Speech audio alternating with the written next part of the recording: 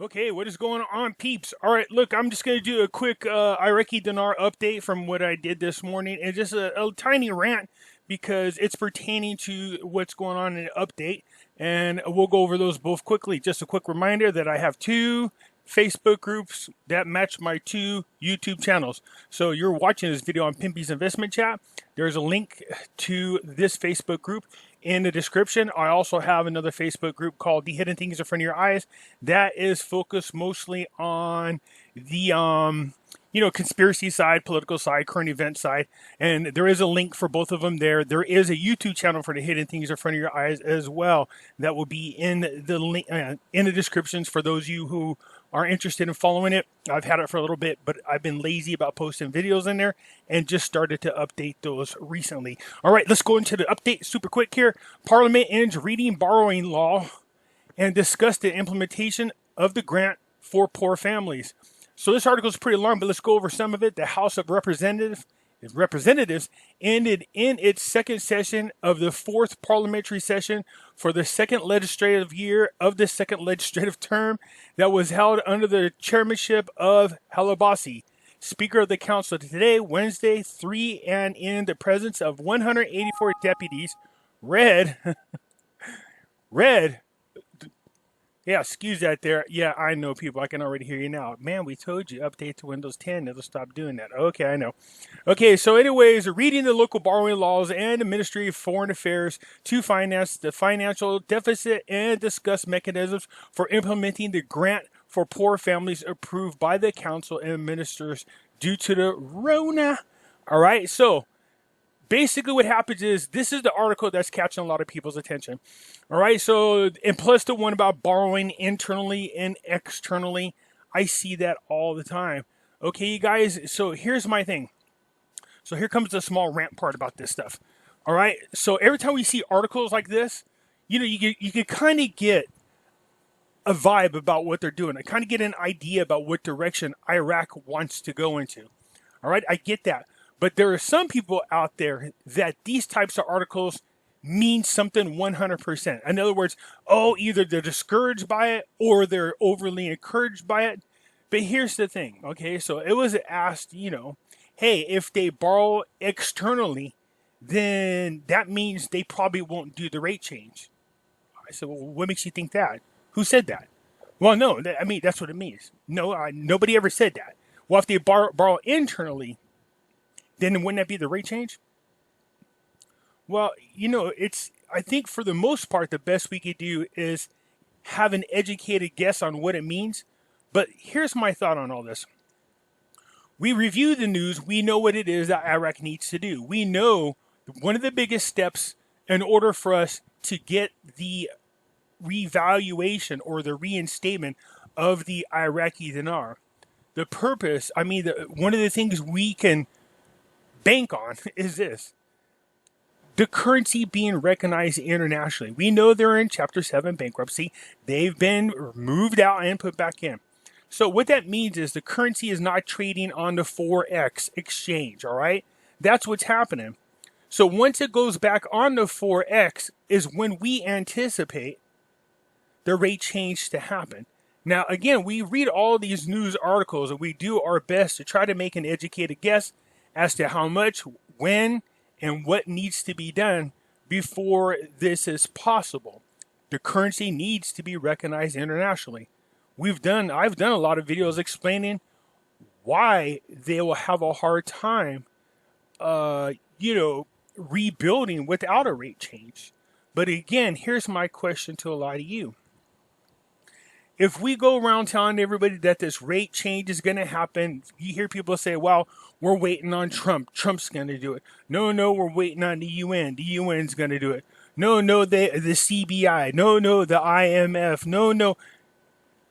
Here, my thing is this. If it's part of a much bigger agenda, the global currency reset, which I think it is, I believe that.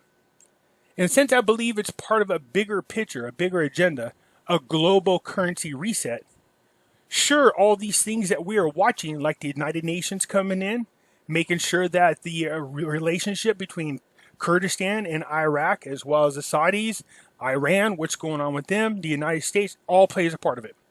Having their currency recognized internationally is a big part of it.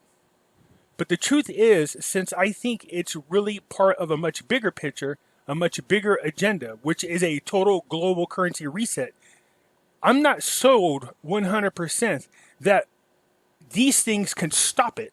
What I mean by that is, if there is a bigger plan, and if you're sitting around all day long waiting for countries to behave themselves and line up in a row like perfect little countries, that's not going to happen.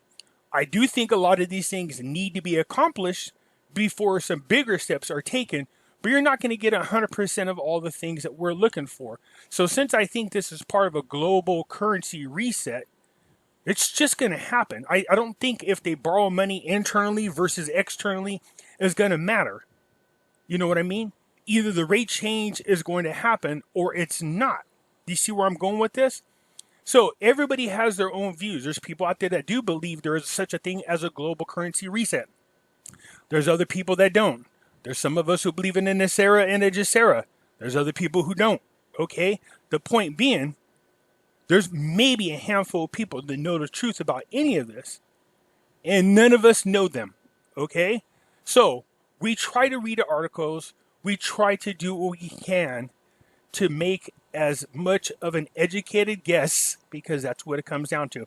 And all these people claiming to have inside information and know these insiders, and, you know, they got a CBI insider. I heard that from 2 of those so-called dinar gurus. It's bullcrap, all right? These guys talking about how he's another guy talking about how we're waiting on special codes, and this one guy holds all the codes. That's bullcrap, all right? They've been saying that stuff for years. Years and years and years. So one or two things are happening. Either their so-called inside people are lying to them for whatever reason, or they actually don't have any inside people, if you get my drift.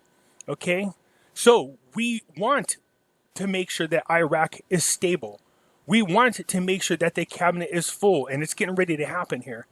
We want to make sure that they're working everything out with Kurdistan. We want to make sure that the debt payments are being given to Kuwait like they're supposed to, and that there's some debt forgiveness.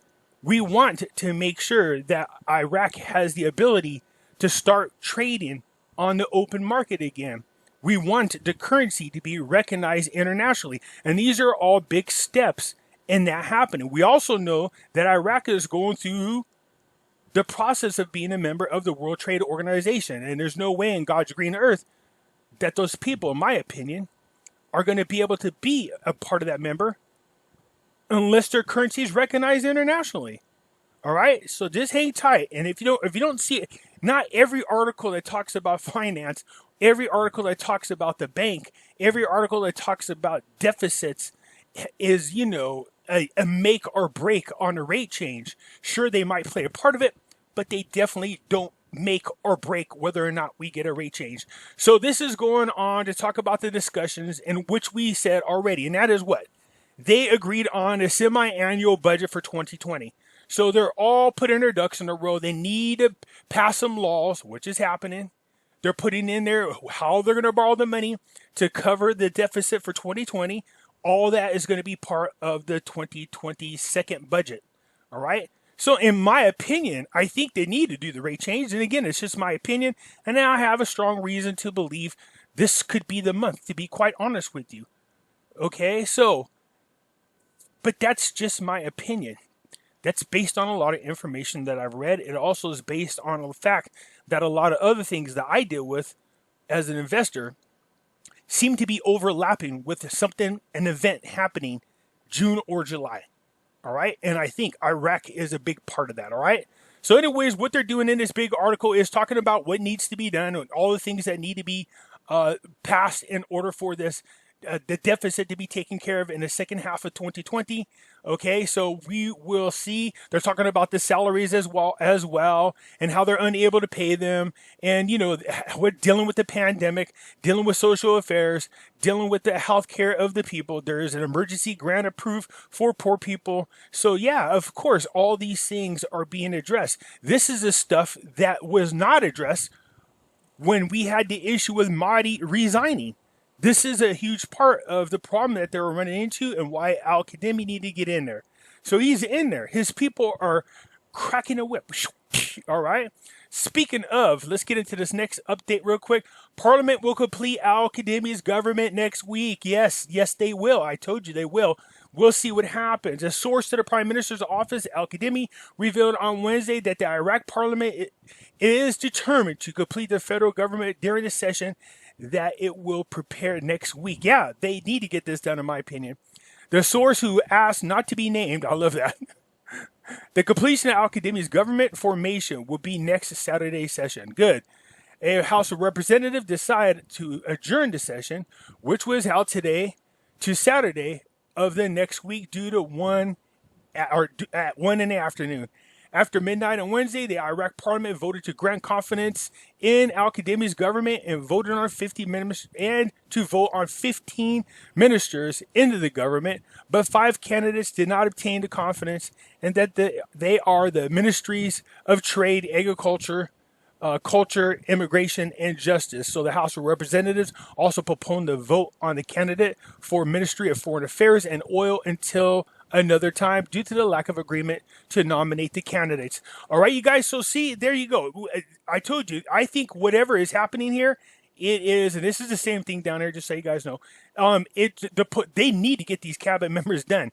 And I told you, ever since Al-Kadhimi's been approved, man, this guy is really cracking like I know what's going on. So I feel positive about all this. It's all going in the same direction. What I'm concerned about is that I don't want you guys to get your emotions going in one direction or another, whether it's positive or negative, over the small articles.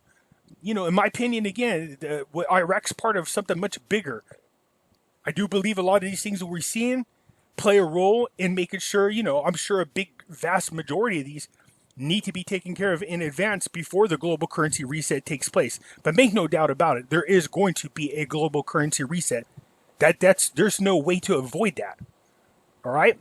All right, having said that, you guys, I just wanted to give you a quick update because I was getting blown up on my phone, texts and messages, worried about the loans, whether internal or external, was brought up by 7 people. And I was like, wait a minute. Okay, you guys, I just wanted to share that with you. And you guys have a good rest of the day until I post more videos later on. Catch you later. Bye.